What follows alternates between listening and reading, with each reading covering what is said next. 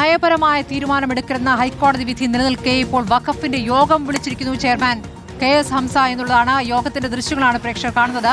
ഹൈക്കോടതി ഉത്തരവ് കർശനമായി പാലിക്കണമെന്ന് വഖഫ് ജോയിന്റ് സെക്രട്ടറി മദീന ബീഗത്തിന് മുന്നറിയിപ്പുണ്ട്. സിറ്റിംഗിൽ തീരുമാനമെടുക്കാൻ ബോർഡിന് ഒരു യോഗ്യതയുമില്ല. പിന്നെ എങ്ങനെയാണ് യോഗം വിളിക്കുക എന്നുള്ളതാണ്. VS രഞ്ജിത്ത് സ്ഥലത്തുണ്ട്. രഞ്ജിത്ത്, ഇപ്പോൾ ഹൈക്കോടതി ഉത്തരവ് ലംഘിച്ചുകൊണ്ടാണോ ഇപ്പോൾ ഹംസ വഖഫ് ബോർഡ് യോഗം വിളിച്ചിരിക്കുന്ന VS രഞ്ജിത്ത്? സ്മൃതി, യോഗം വിളിക്കുന്നതിന് വഖഫ് ബോർഡിന് തടസ്സമില്ല. പക്ഷേ ഈ യോഗത്തിൽ എടുക്കുന്ന തീരുമാനമായിരിക്കും വലിയ വിവാദമാകാൻ പോകുന്നത്. ഇപ്പോൾ ഇത്തരത്തിലൊരു യോഗം വിളിക്കുമ്പോൾ ഈ യോഗത്തിൽ എന്ത് തീരുമാനം എടുക്കുന്നു എന്നുള്ളതാണ്. നയപരമായ തീരുമാനങ്ങൾ, അതുപോലെ തന്നെ ഇതിൻ്റെ ക്യാപിറ്റൽ എക്സ്പെൻഡിച്ചറുമായി ബന്ധപ്പെട്ട തീരുമാനങ്ങൾ ഒന്നും എടുക്കരുത് എന്നുള്ളതാണ് വളരെ കൃത്യമായിട്ടുള്ള നിർദ്ദേശം ഹൈക്കോടതിയുടെ ഭാഗത്തുള്ളത്. ഈ ഘട്ടത്തിലാണ് ഇപ്പോൾ വഖഫ് ബോർഡ് ചെയർമാൻ KS ഹംസ ഒരു സിറ്റിംഗ് വിളിച്ചു ചേർക്കുന്നത്. ഈ സിറ്റിംഗിൽ പരിഗണിക്കുന്ന കേസുകളിൽ ഏതെങ്കിലും ഒന്നിൽ തീരുമാനമെടുത്ത് വിധി പറയാൻ ഈ ബോർഡിന് സാധിക്കുമോ എന്നുള്ള കാര്യത്തിലാണ് തർക്കമുള്ളത്.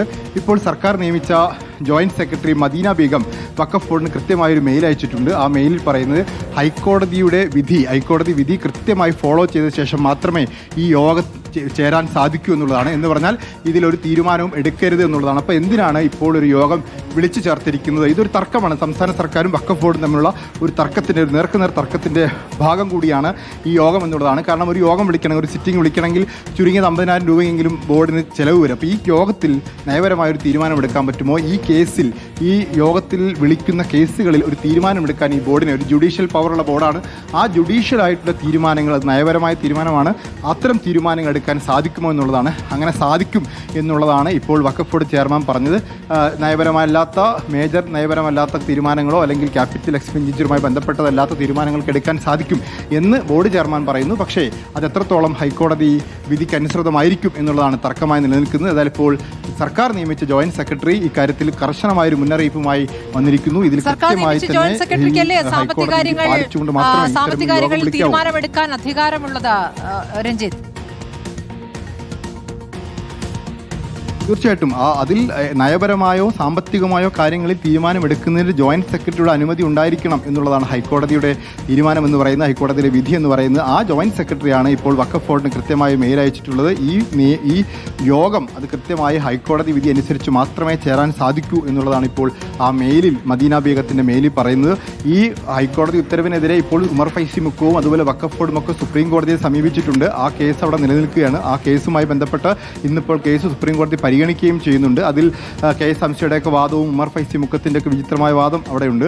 അതിനിടയിലാണ് ഇപ്പോൾ ഒരു യോഗം, ഒരു സിറ്റിംഗ് ഇപ്പോൾ വിളിക്കുകയും ഈ സിറ്റിംഗിൽ എന്ത് കാര്യങ്ങളാണ് ചർച്ച ചെയ്തതെന്ന് അറിയാൻ കഴിയുന്നുണ്ടോ രഞ്ജിത്ത്? ഇപ്പോൾ ഈ യോഗം ചേരാം, പക്ഷേ യോഗം ചേർന്നാലും വലിയ തീരുമാനങ്ങളിലേക്ക് പോകാനോ ഉത്തരവിടാനോ ഒന്നും സാധിക്കില്ലാത്തൊരു സാഹചര്യമുണ്ട്. അപ്പോൾ എന്താണ് ഈ വഖഫ് ബോർഡ് യോഗം കൊണ്ട് ഉദ്ദേശിക്കുന്നത് എന്ന് വ്യക്തമാകുന്നുണ്ട്. എന്താണ് അജണ്ട?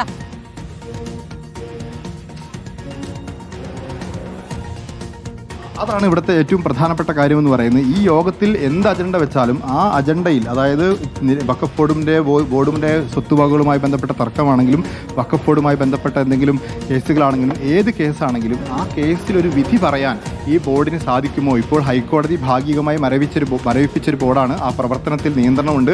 ഹൈക്കോടതി നിയന്ത്രണം ഏർപ്പെടുത്തിയ ഒരു ബോർഡിന് ഇത്തരത്തിലൊരു സിറ്റിംഗ് വിളിച്ചു ചേർത്ത് അതിലെ കേസുകൾ പരിഗണിച്ച് ആ കേസുകളിൽ എന്തെങ്കിലും തരത്തിൽ തീർപ്പാക്കാൻ സാധിക്കുമോ എന്നുള്ള തർക്കമാണ് സർക്കാരും ബോർഡും തമ്മിൽ ഇപ്പോൾ നിലനിൽക്കുന്നത്.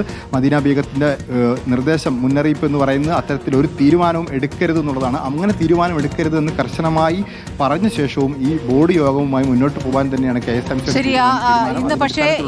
ഇന്ന് ഹർജിയും ഹൈക്കോടതി പരിഗണിക്കുകയാണ്. ഈ വഖഫ് ബോർഡിന് പ്രവർത്തന നിയന്ത്രണം ഏർപ്പെടുത്തിയ ഹൈക്കോടതി വിധിക്കെതിരെയാണ് അപ്പീൽ നൽകിയിരിക്കുന്നത്. ഹംസയും ഇപ്പോൾ ഉമർ ഫൈസി മുക്കവും ഈ അപ്പീൽ ഇന്ന് സുപ്രീം കോടതിയിൽ എത്തുകയാണ്. ശ്യാം ദേവരാജ്, ഇപ്പോൾ ഇവരുടെ അപ്പീൽ സുപ്രീം കോടതി എപ്പോഴാണ് പരിഗണിക്കുക? അപ്പീൽ പരിഗണിക്കും മുൻപ് തന്നെ യോഗം ചേർന്നിരിക്കുന്നു വഖഫ് ബോർഡ് എന്നുള്ള വിവരമാണല്ലോ. സ്മൃതി, സുപ്രീം കോടതിയിൽ വഖഫ് ബോർഡും ഒപ്പം ഉമർ ഫൈസി മുക്കവും ഉൾപ്പെടെയുള്ളവർ നൽകിയ ഹർജിയാണെന്ന് സുപ്രീം കോടതിയുടെ പരിഗണനയ്ക്ക് വരുന്നത്. ചീഫ് ജസ്റ്റിസ് അധ്യക്ഷനായ മൂന്നംഗ ബെഞ്ചാണ് ഈ അപ്പീൽ, ഹൈക്കോടതിയുടെ ഇടക്കാല ഉത്തരവിനെതിരെ വഖഫ് ബോർഡും ഉമർ ഫൈസി മുക്കവും ഉൾപ്പെടെയുള്ളവർ നൽകിയ അപ്പീൽ പരിഗണിക്കുന്നത്. ഈ അപ്പീൽ ഇന്ന് 42ാമത്തെ ഐറ്റമായാണ് കോടതിയുടെ പരിഗണനയ്ക്ക് വരുന്നത്. അത് അല്പസമയത്തുള്ളിൽ തന്നെ ഈ അപ്പീൽ പരിഗണിക്കും എന്നാണ് നമ്മൾ കരുതുകയും ചെയ്യുന്നത്.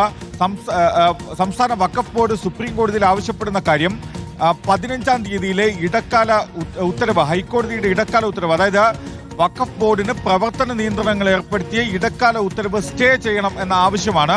ഈ ഉത്തരവ് റദ്ദാക്കണമെന്ന വിശാലമായ ആവശ്യം ഉന്നയിക്കുന്നുണ്ട്. പക്ഷേ അടിയന്തരമായി സ്റ്റേ ചെയ്യണം, വഖഫ് ബോർഡിന്റെ രീതിയിൽ പ്രവർത്തിക്കാനുള്ള അനുമതി നൽകണമെന്ന എന്ന ഉത്തരവ് നൽകണം എന്നതാണ് സുപ്രീം കോടതിയിൽ വഖഫ് ബോർഡ് ഉയർത്തുന്ന ഏറ്റവും പ്രധാനപ്പെട്ട ആക്ഷേപവും. നേരത്തെ ഹൈക്കോടതിയുടെ ഡിവിഷൻ ബെഞ്ച്, ചീഫ് ജസ്റ്റിസ് അധ്യക്ഷനായ ഡിവിഷൻ ബെഞ്ച് വിധി പറഞ്ഞിരുന്നത് ബോർഡിനും സംസ്ഥാന വഖഫ് ബോർഡിന് നയപരമായ തീരുമാനങ്ങളും ഒപ്പം വലിയ സാമ്പത്തിക ചെലവുള്ള തീരുമാനങ്ങളും എടുക്കുന്നതിന് വിലക്കുണ്ട് എന്നതാണ്. മാത്രമല്ല, മറ്റ് തീരുമാനങ്ങൾ എടുക്കുമ്പോൾ അത് കോടതിയുടെ അനുമതിയോടുകൂടി വേണം അത്തരം തീരുമാനങ്ങൾ എടുക്കാൻ എന്ന് കൂടിയാണ്. മാത്രമല്ല, ഈ സംസ്ഥാന വഖഫ് വകുപ്പിന്റെ ജോയിന്റ് സെക്രട്ടറിയെ മേൽനോട്ട ചുമതലയിലും നിയോഗിച്ചിരുന്നു, അഡ്മിനിസ്ട്രേറ്ററായി നിയോഗിച്ചിരുന്നു. അതുകൊണ്ട് തന്നെ ബോർഡ് യോഗം ചേരുമ്പോൾ ബോർഡിന് മുകളിൽ അഡ്മിനിസ്ട്രേറ്റർ ഉണ്ടാകും. അഡ്മിനിസ്ട്രേറ്ററുടെ അനുമതിയോടുകൂടി മാത്രമേ ബോർഡിന് തീരുമാനങ്ങൾ എടുക്കാൻ കഴിയൂ എന്നതാണ് ആ പ്രവർത്തന നിയന്ത്രണം. അതുകൊണ്ട് തന്നെയാണ് ഇന്ന് സംസ്ഥാന സർക്കാരും വഖഫ് ബോർഡും നേർക്കുനേർ തന്നെ നിൽക്കുന്നത്. കാരണം അഭിപ്രായ വ്യത്യാസങ്ങളുണ്ടെങ്കിൽ അതിൽ അഡ്മിനിസ്ട്രേറ്ററെ മറികടന്ന് തീരുമാനങ്ങൾ എടുക്കാൻ വഖഫ് ബോർഡിന് നിലവിൽ, അതായത് ഹൈക്കോടതിയുടെ ഇടക്കാല ഉത്തരവ് നിലനിൽക്കുന്ന സാഹചര്യത്തിൽ അതിന് കഴിയില്ല. എന്തെല്ലാം തീരുമാനങ്ങളാണ് ഇതിൽ എടുക്കുക എന്നതാണ് ഏറ്റവും പ്രധാനപ്പെട്ട കാര്യവും. സുപ്രീം കോടതി ഇന്ന് ഈ ഹർജി പരിഗണിക്കുമ്പോൾ സംസ്ഥാന സർക്കാരിന് വേണ്ടി മുതിർന്ന അഭിഭാഷകൻ ജയദീപ് ഗുപ്ത ഹാജരാകും. അതായത് ഹൈക്കോടതിയുടെ ഇടക്കാല ഉത്തരവ് ശരിയായ ഉത്തരവാണ്, അതനുസരിച്ച് മുന്നോട്ട് പോകാൻ സെക്ഷൻ 14 അനുസരിച്ച് ഈ വഖഫ് ബോർഡ് പുനഃസംഘടിപ്പിക്കാൻ അനുമതി നൽകണമെന്ന നിലപാടാണ് സംസ്ഥാന സർക്കാർ ഉയർത്തുന്നത്. പക്ഷേ സംസ്ഥാന സർക്കാരും നേരത്തെയുള്ള വഖഫ് ബോർഡും തമ്മിലുള്ള തർക്കം, വഖഫ് ബോർഡ് പ്രവർത്തനം മരവിപ്പിച്ച നടപടിക്കെതിരെ ഇപ്പോൾ ഹർജി നൽകിയിരിക്കുന്നു എന്നുള്ളതാണ്. എന്താണ് ഈ യോഗത്തിൽ നടക്കാനിരിക്കുന്നത്? അവിടേക്ക് യോഗത്തിലേക്ക് കൂടുതൽ പേർ എത്തുകയും ചെയ്തിരിക്കുന്നു. V S രഞ്ജിത്തുണ്ട്. രഞ്ജിത്ത്, ഇപ്പോൾ യോഗത്തിന്റെ അജണ്ട, യോഗത്തിൽ തീരുമാനമെടുക്കാൻ അധികാരമില്ലാത്ത സമിതിയാണ് ഇപ്പോൾ യോഗം ചേർന്നിരിക്കുന്നത് എന്നുള്ളതാണ്. ഈ വഖഫ് ബോർഡ് യോഗം ചെയർമാൻ വിളിക്കുമ്പോൾ എന്താവശ്യങ്ങൾ ചർച്ച ചെയ്യുമെന്നുള്ള കാര്യമാണ് അറിയിച്ചിട്ടുള്ളത്. യോഗത്തിന് അംഗങ്ങൾ എല്ലാവരും എത്തിക്കഴിഞ്ഞു.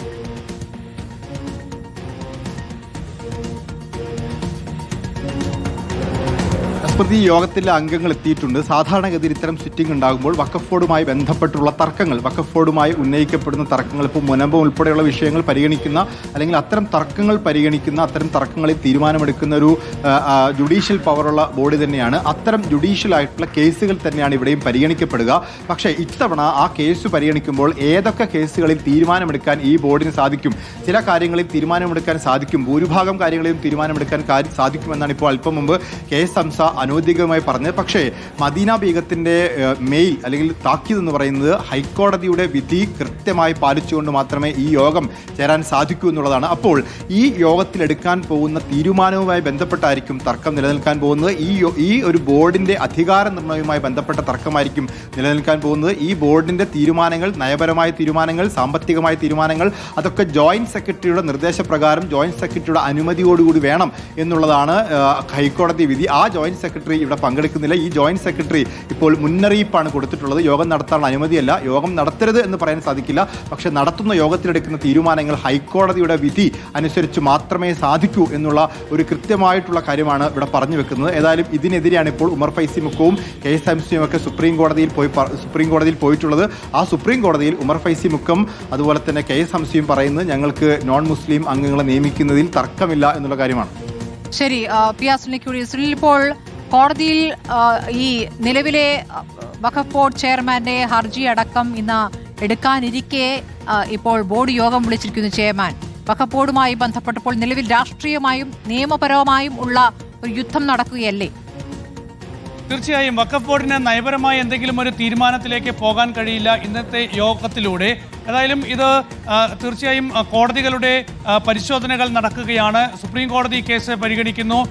സുപ്രീം കോടതി ഈ കേസ് പരിഗണിക്കുമ്പോൾ ഈ വിഷയത്തിൽ എന്ത് തീരുമാനമെടുക്കും എന്നത് വളരെ പ്രധാനപ്പെട്ട കാര്യം തന്നെയാണ്. വഖഫ് ബോർഡ് പ്രധാനമായും സുപ്രീം കോടതിയിൽ ആവശ്യപ്പെടുന്നത് ഈ നിലവിലെ ബോർഡിന്റെ പ്രവർത്തനവുമായി മുന്നോട്ട് പോകാൻ അനുവദിക്കണം എന്നതാണ്. 2 മുസ്ലിം ഇതര അംഗങ്ങളുടെ നിയമനം നടന്നില്ല എന്നതുകൊണ്ട് ബോർഡിന്റെ പ്രവർത്തനമാകെ തടസ്സപ്പെടുത്തുന്ന ഒരു തീരുമാനത്തിലേക്ക് കേരള ഹൈക്കോടതി പോയത് ഗുരുതരമായ പിഴവാണ് എന്ന എന്നാണ് വഖഫ് ബോർഡ് സുപ്രീം കോടതിയിൽ ചൂണ്ടിക്കാണിക്കുന്നത്. അക്കാര്യത്തിൽ സുപ്രീം കോടതി എന്ത് തീരുമാനമെടുക്കും എന്നത് വളരെ പ്രസക്തമാണ്. അതേസമയം നിലവിലെ സർക്കാരിന് ഈ വഖഫ് ബോർഡ് തന്നെ പുനഃസംഘടിപ്പിക്കണം എന്നുള്ളൊരു ആഗ്രഹമാണ്. അത് സെക്ഷൻ 14 പ്രകാരം ആ തീരുമാനം എടുക്കും എന്ന് നിലവിലെ സർക്കാർ UDF സർക്കാർ കേരള ഹൈക്കോടതിയെ അറിയിച്ചതാണ്. അതിന്റെ അടിസ്ഥാനത്തിലാണ് കേരള ഹൈക്കോടതിയിൽ നിന്ന് അനുകൂല തീരുമാനം ഉണ്ടാവുകയും ചെയ്തത്. ഏതായാലും ഇപ്പോൾ കേരള ഹൈക്കോടതിയുടെ നയപരമായ തീരുമാനങ്ങൾ എടുക്കുന്നതിനുള്ള തടസ്സം നിലനിൽക്കെ കൂടിയാണ് വഖഫ് ബോർഡിന്റെ യോഗം ചേരുന്നത്. അതുകൊണ്ട് വലിയ തീരുമാനങ്ങളിലേക്കൊന്നും തന്നെ പോകാൻ വഖഫ് ബോർഡിന് സാധിക്കുകയില്ല. അതല്ലാതെ മറ്റ് എന്തെല്ലാം നടപടികളുമായി മുന്നോട്ട് പോകാം എന്നതിന്റെ സാധ്യതയായിരിക്കാം വഖഫ് ബോർഡ് പരിശോധിക്കുന്നത്. അപ്പോഴും സുപ്രീം കോടതിയുടെ ഇന്നത്തെ തീരുമാനം, സുപ്രീം കോടതി ഇനി എടുക്കാൻ പോകുന്ന തീരുമാനം തീർച്ചയായും വളരെ പ്രധാനപ്പെട്ടത് തന്നെയായിരിക്കും. അതിന്റെ അടിസ്ഥാനത്തിൽ മാത്രമായിരിക്കും നിലവിലെ വഖഫ് ബോർഡിന്റെ ഭാവി നിർണ്ണയിക്കപ്പെടുക. ശരി, ശ്യാം ദേവരാജാണ് വിവരങ്ങൾ. ശ്യാം ദേവരാജും ഒപ്പം തന്നെ പി ആർ സുനിലും ഒപ്പം VS രഞ്ജിത്തുമാണ് വിശദാംശങ്ങൾ നൽകിയത്.